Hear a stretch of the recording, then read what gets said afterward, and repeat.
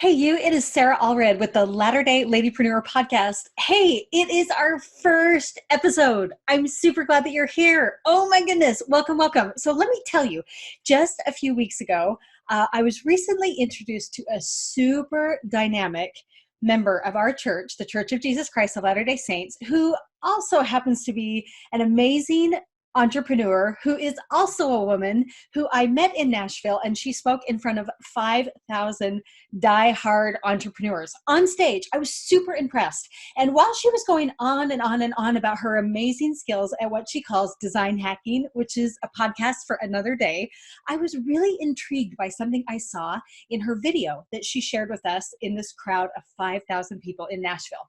What I noticed is that as she was teaching and talking about different elements of design, she was there in front of a wall. There was a wall behind her that had a whole bunch of small, maybe kind of 3x5 size black and white photos of people who are her heroes, people who inspire her. And they were scattered all over the wall. And it was such an impactful moment, especially in that massive room. And I started to notice I knew some people on that wall.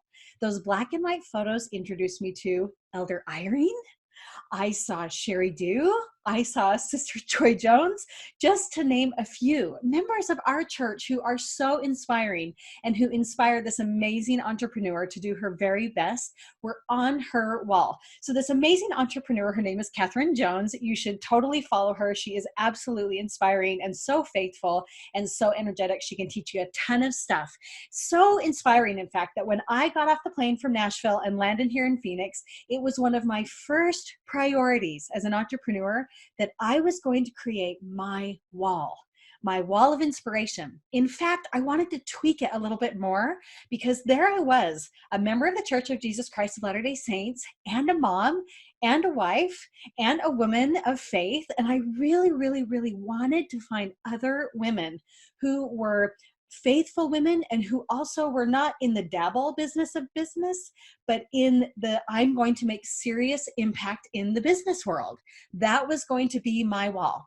So I sat down at my desk and I thought, okay, let's start building this wall. Who do I know that's a member of my faith, who is a woman, who is incredibly inspiring for me in the impact and strides that she has made in the business world?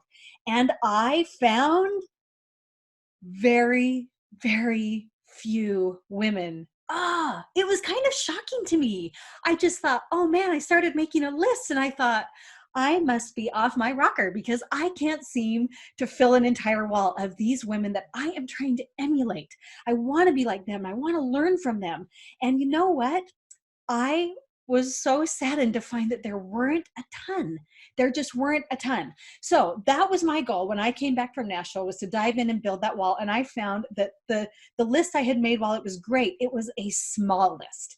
And this is really interesting. I kept thinking to myself, why are there not more women in general in business, but especially women of my faith in business? Because there are some unique elements that come from being a member of the church and being dedicated to family and possibly motherhood, and how that impacts our role as business people.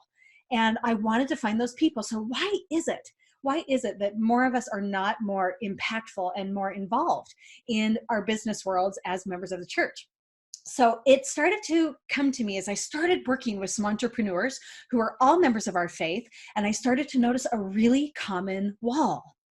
A really common wall is that many of us come in, and because as members of the church and as women, and especially busy women, we don't want to come in and say, wait, I'm not going to spend my time on this because someone else is already doing it and doing it really well. Like, why would I go in and teach people about health and fitness when this person is so awesome at it? Why would I ever come in and try and teach people about family finance and budgeting when this person is already doing it so well? Why would I come in and try and teach people about parenting and about interacting with your kids and building them spiritually when this person is already doing it? It's this big wall that comes in front of us because we want to be smart with our time and we don't feel like we have a lot of time to waste. And we start to wonder, why would I do it if someone else is already doing it really, really well? Well, let me kind of flip that question a little bit and ask you this. Because we're approaching the same idea of, oh, this person is already doing this so well, what you're seeing in your mind and what we have seen in our mind is that this person is sort of the first and last to offer this service or offer this impact in the business world or be so amazing at this skill set. They're kind of the first that comes to your mind because they're so awesome and impactful at it. So let me ask you a couple of questions, okay? And it's going to be like one of those awesome Daniel Tiger episodes where I'm going to ask you a question and then I'm going to pause and sit and pretend that you're answering it, okay? We're going to do something really, really fun. Go Daniel Tiger.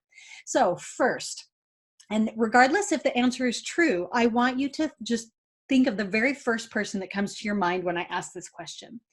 Who in your mind was our very first international member of the Quorum of the 12 Apostles?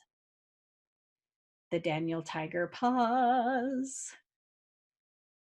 Okay. Second, who was the first female leader of the church who was not married?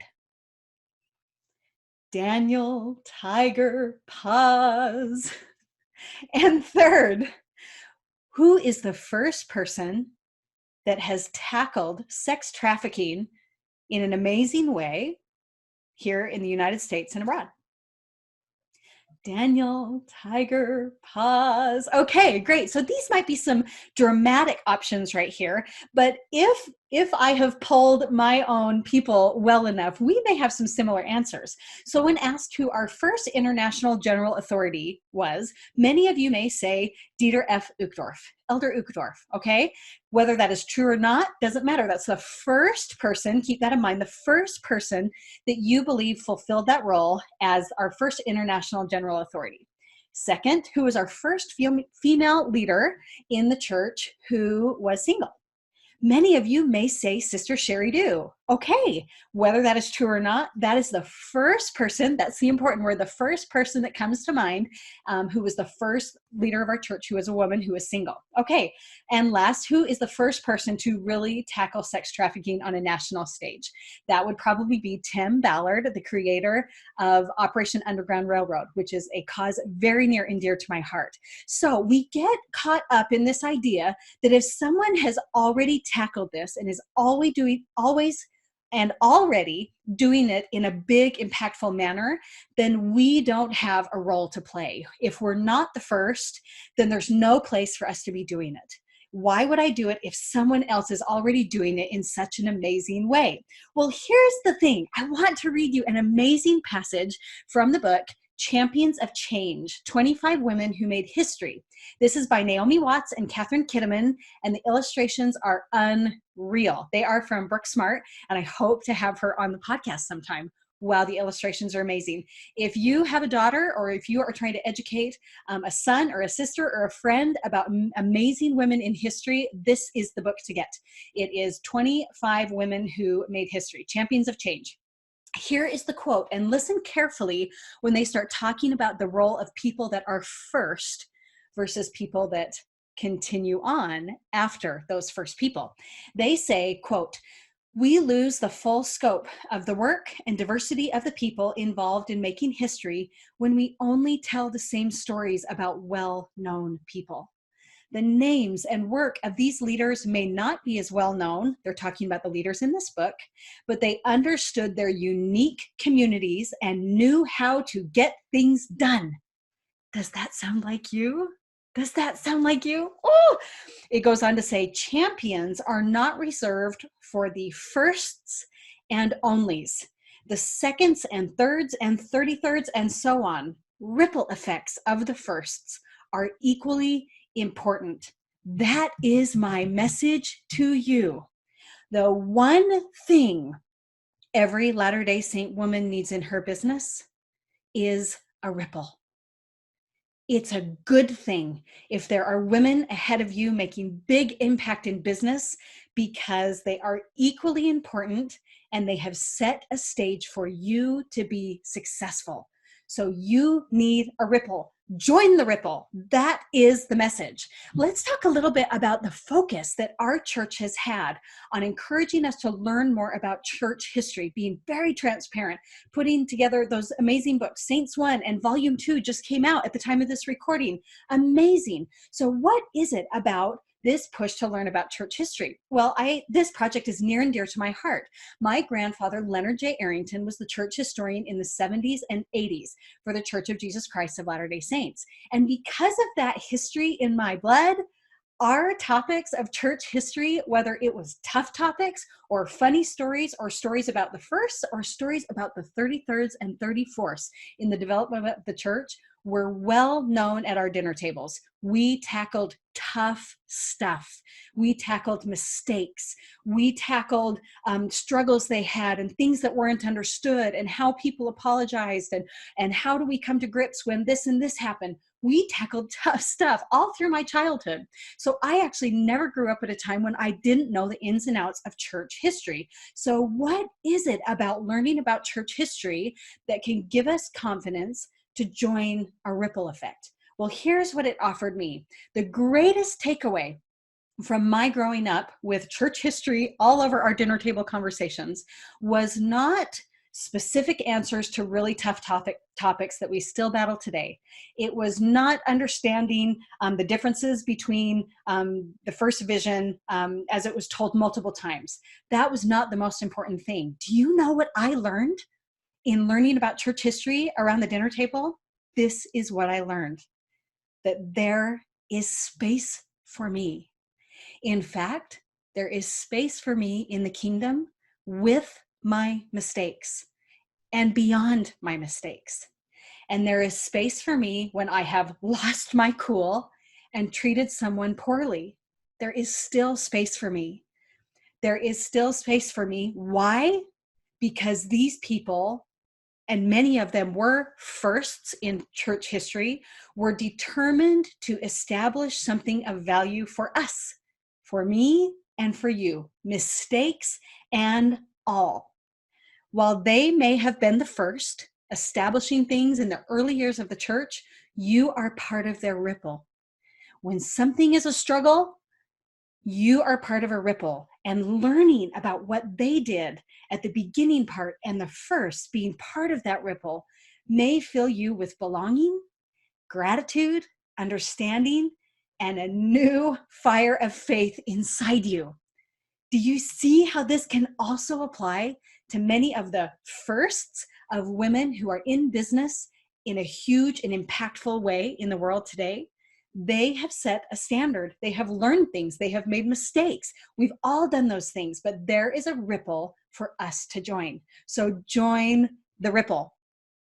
I have to admit, going back to that story at the very beginning of trying to build my own wall, just like Kathryn Jones had done, I was puzzled at first trying to build that wall of my business with members of the church, specifically women who had made serious impact in the business world, because there weren't many. I even Googled it, and those results left a lot to be desired, darn it. But they were out there.